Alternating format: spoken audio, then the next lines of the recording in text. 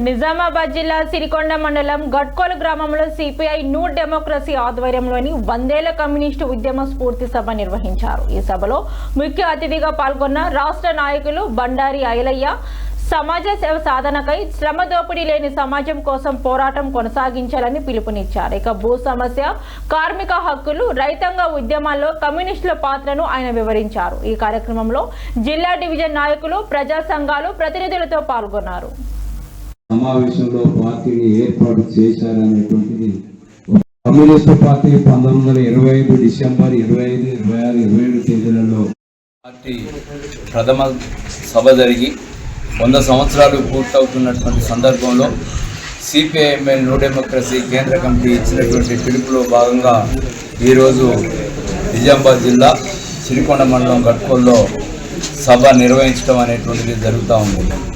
ఈ 100 సంవత్సరాల కాలంలో కమ్యూనిస్టులు అనేక విజయాల్ని సాధించినటువంటి పరిస్థితి ఉంది।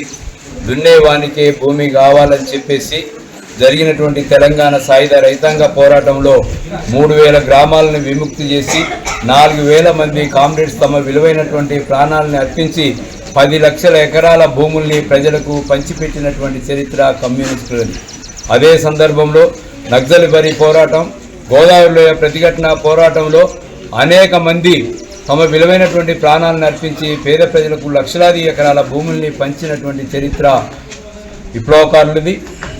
అదే పద్ధతిలో విప్లవకారులు అందరూ కూడా ఈనాడు సమాజంలో ఉన్నటువంటి పరిస్థితుల్ని అర్థం చేసుకొని ఈ దేశంలో విప్లవోద్యమాన్ని విజయవంతం చేయడం కోసం ఐక్యంగా ముందుకు రావాల్సినటువంటి అవసరం ఉందని చెప్పేసి సిపిఐఎంఎల్ న్యూ డెమోక్రసీ భావిస్తూ ఉంది।